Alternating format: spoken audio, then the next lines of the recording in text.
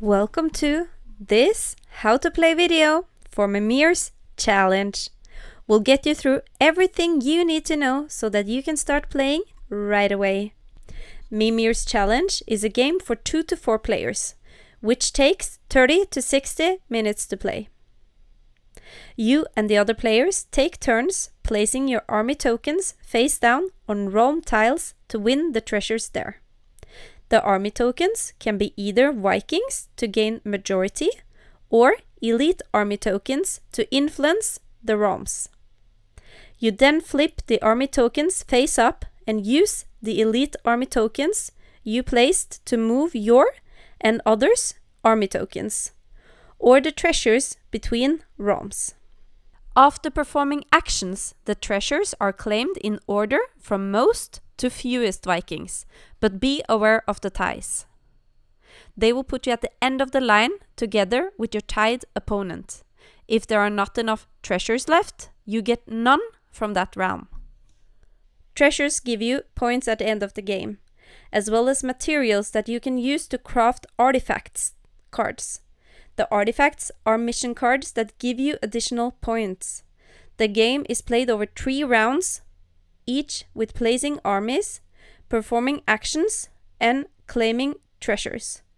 The player with the most points at the end of the 3 rounds wins. There are 2 difficulty modes, less challenging and normal. The less challenging mode is recommended for less experienced players when playing with kids or for those who want a faster playtime. The mode includes 2 elite army tokens with special powers, and turn order is based on the first player token that is passed clockwise after every round. After each round, each player receives 1 random artifact card from the deck. The normal mode introduces a 3rd elite army token and a slightly more advanced turn order system, where players get to choose their place in the turn order.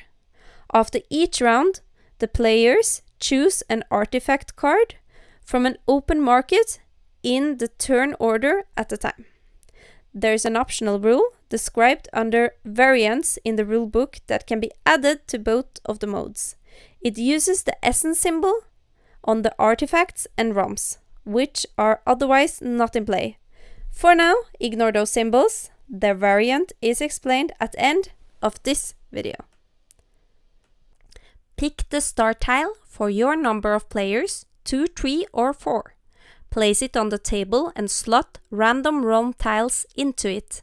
It has no impact on the gameplay. For 2 players, it fits 5 realms. For 3 players, it fits 6 realms. For 4 players, it fits 8 realms. Ignore the essence symbol on the realms for now. Pick the start realm token for your number of players, either 2 to 3 players or 4 players. Place it on a random realm with the number of players facing down. This leans to the right, visualizing the clockwise processing during 2 of the phases in the game. Sort the treasure tokens into 3 piles, based on the icons on the back of the tokens. These symbolize rounds 1, 2, and 3, as new treasure will be distributed every round. Each treasure token contains victory points and a single material. The number of victory points on the treasures increases in each round. They range from 1 to 3 points in round 1, then 2 to 4 points in round 2, and finally 3 to 4 points in round 3. There are 4 different materials and 3 treasures each round will contain each material. During the 3 rounds, there will be a total of 9 of each material available. For games with 2 or 3 players, one of the materials is removed from the game. This gives a more balanced gameplay experience. Choose one of the materials and remove its 9 treasure tokens from the game. Also, remove any artifact card showing that material from the game. There will be 27 treasure tokens left and at least 12 artifact cards. Artifact cards have 2 main components: the material requirement to craft it at the end of the game and the victory points gained if crafted. By claiming treasure tokens showing those materials during the game, you can get bonus points. Ignore the essence symbol on the cards for now. Shuffle the remaining artifacts cards into a deck beside the realms and deal 1 card to each player. Keep this card a secret from the other players to hide which treasures you are interested in. To decide on the turn order system, choose if you'll play the less challenging mode or the normal mode. Either give the first player token to the player with the longest hair, or for the normal mode, place the turn order board beside the realms with the players. Turn order tokens in a random order in the first column. Choose a player screen based on which god you prefer. In the base game, it has no impact on gameplay. The gods Odin, Freya, Thor and Sif are included with the base game. They are assembled by fitting the small flip on the inside of the big flip so that the artwork on the outside lines up. Then choose a color or shape you like. They are independent on which god you have chosen to play. Take the tokens of that color. The big token is the color indicator, which you place in front of your player screen to show which army is yours. The small one is used for the turn order board if playing normal mode, and during scoring for both modes. The rest of the tokens are your army tokens. They consist of Vikings and elite army tokens. The Vikings are symbolized with axes, and all except 1 token is a single Viking. 1 axe. The double Viking is symbolized with 2 axes and counts as 2 Vikings when distributing treasure at the end of the rounds. The elite army tokens are used to influence the state of the realms before distributing the treasure. The Valkyrie and the Worm can move your other players' army tokens between the adjacent realms, while the Raven may move a treasure token from one realm to another realm. The Valkyrie and the Worm may move to an adjacent realm before performing their actions, while the Raven cannot. Separate out the elite army tokens and the double Viking. The single Vikings may be stacked in 2 to 3 piles to save up space behind the screen. All of the army tokens should be placed behind your player screen so that the other players don't see which token you choose when playing with your armies each round. If you are playing the less challenging mode, you can choose to remove the ravens from the game, but you don't have to. Removing them will reduce the thinkiness of the game, making it more accessible and faster to play.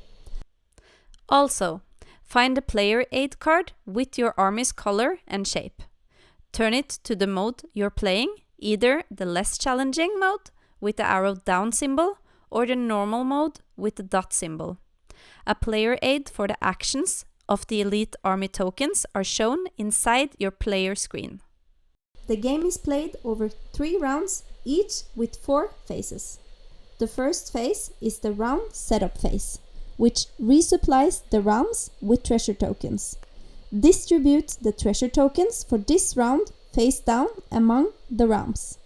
Alternate placing 1 and 2 treasure tokens, starting from the round with the start round token and going clockwise. Then flip the treasures face up. In a 2-player game, there will be 2 separate treasure tokens each round. You can remove them from the game, they will not be needed.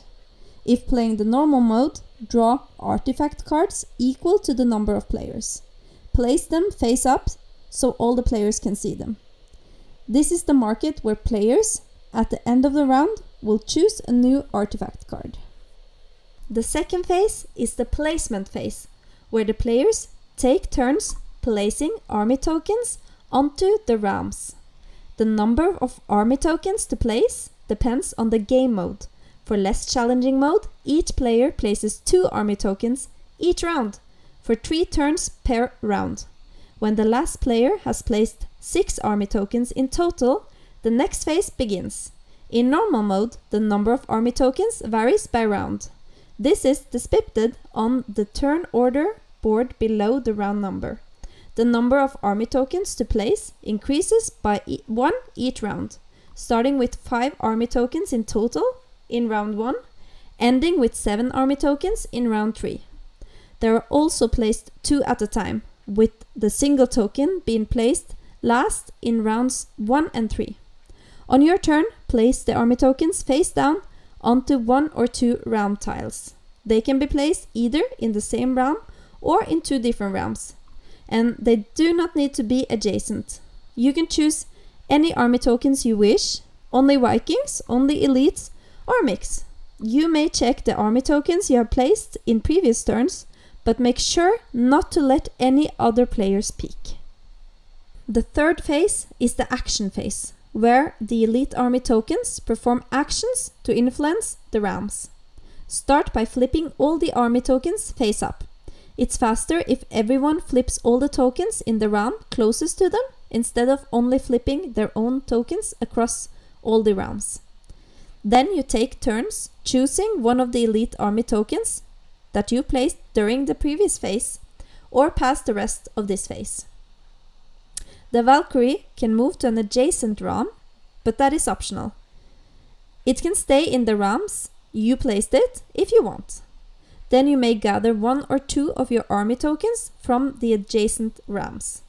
It can be from either side or both from a single realm. It doesn't matter if it's Vikings or elite army tokens. The double Viking is still a single token, so gathering a double and a single Viking with the Valkyrie is allowed, since it's only still 2 tokens. The Worm can also move an adjacent realm or stay within the realm you placed it, like the Valkyrie. However, instead of gathering your army tokens, you may push 1 or 2 of your opponent's army tokens from the realm that the Worm is to the adjacent realms, either together or 1 to each realm. If you're playing the normal mode, you also have the Raven. It cannot move from the realm you placed it by its own accord, only if it was influenced by a Valkyrie or a Worm in previous turns. The Raven can bring 1 of the treasure tokens with it to any of the other realms of your choosing. After performing the action on the elite army token, you can bring that token back behind your player screen to be used in future rounds. You may also decide to skip its action and simply retrieve it. This might be beneficial if you see no use for it and you have other elite army tokens that you want to use later in this phase. If you didn't place any elite army tokens in the previous phase, you must pass the rest of this phase. Then you have used all the elite army tokens you placed, you will pass on your next round. You can also choose to pass the rest of the phase, even if you have more elite army tokens in the realms. If you then choose to pass, you must still retrieve all of your elite army tokens. At the end of this phase, there will only be Vikings left in the realms. If you're playing the normal mode, you also do one more thing when you pass. You move your other turn order token to an empty slot in the next column. You may choose to go first, last, or somewhere in the middle. Going first will let you be the first to pick an artifact card from the market and choose treasures first, if you're tied with another player. While going last will let you see what the other players do during the next placement and action phases before performing your own actions. When all the players have passed, it's time for the final phase of this round. The fourth phase is the resolution phase, where the treasure is claimed by the players. Resolve 1 realm at a time, going clockwise and starting with the realm that has the start realm token at its peak. Count the number of Vikings that each player has in that realm. The number of Vikings is the same as the number of axes, so the double Viking with 2 axes counts as 2 Vikings. The players may then claim a treasure from the realm in order from most to fewest Vikings, as long as they are not tied with another player. If they are tied, they must wait until all the untied players have chosen their treasures and hope that there is any left for them. If 2 players are tied, there need to be at least 2 treasures left so that both can have one. They will then claim 1 each in the current turn order. If there are not enough treasures left in the realm for the tied group, they may not claim any. When playing a 4-player game, there might be 2 groups of tied players in a realm. For example, green and red may have 2 Vikings each, while blue and purple may have 1 Viking each. The tied groups will then be handled separately, so green and red may claim treasures first if there are at least 2 treasures in the realm. Then blue and purple may claim treasures if there are at least 2 treasures left, after green and red have claimed 1 each. When claiming a treasure, place it on one of your Vikings in that realm. If there are unclaimed treasures left, they may remain for the next round. Remember, each player may claim no more than 1 treasure per round. When all the rounds have been resolved, you will retrieve your Vikings that carry treasures and put them behind your player screen. Keep the treasures hidden from the other players so they don't know how many points you got and which materials you have gathered. The rest of your Vikings in the rounds will remain there for the next rounds. After retrieving the treasures, you will gain a new artifact card. If you play the less challenging mode, you will draw 1 card from the face down deck. If you play the normal mode, you will take turns choosing 1 from the market in the new turn order established when passing the action phase. For both modes, move the start round token clockwise 1 step so it rests on the tip of the adjacent round. If you are playing the less challenging mode, also pass the first player clockwise. After 3 rounds with each of these 4 phases, it's time for scoring. Place the scoreboard next to the rounds. If you have played the less challenging mode, retrieve the board and the small player tokens from the box. If you played the normal mode, flip the turn order board and place the turn order tokens beside it. Let's call them score markers from now on and flip them to the side showing the shape, not plus 30. To get your final score, count up all the values printed on the treasure tokens and move your score marker accordingly. Then place your treasure tokens on your artifact cards to indicate which materials are used to craft the artifact. Gain the number of points indicated on the card by moving your score marker. If you surpass 30 points at any time, flip your score marker to the side showing plus 30 and continue from the top. Remember that the materials may only be used on a single card. If you lack materials to complete a card and you have at least 1 other card that has not been completed, you may flip it to use the Yggdrasil leaf on its back as a wild. It counts as a single resource for any other artifact. The Yggdrasil card itself, however, will not net you any points. It is sacrificed to complete the other card. You can, of course, use as many cards as you want this way. The person with the highest score wins and earns the title Master of Warfare. And that's the game. You know now everything you need to know to play Mimir's challenge. If you have any questions, feel free to drop us a comment below. We have also included a link to the rulebook and the game summaries, which you can download and print if you would like one for each player. We've included a variant where the essences printed on the artifact cards and realms come into play. When you place an army token into a realm during the placement phase, you may choose to reveal an artifact card from your hand with an essence symbol matching the realm. If you do, you may immediately place an additional army token into the same realm. This increases your presence in the realm, but the artifact card stays visible to the other players for the rest of the game, and they now know which materials you're after. You may also not use this card this way again, since it's already visible to the other players.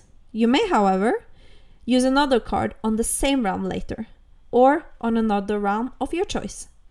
When the game ends, you can use the revealed card to score as usual, either completing it for victory points or flipping it for a Yggdrasil leaf. If you would like other challenges, check out the Board Game Geek page, which we have linked to in the description. Maybe we or other players have suggested new variants you can try. Lastly, we hope you have a great time with Mimir's challenge. Happy gaming!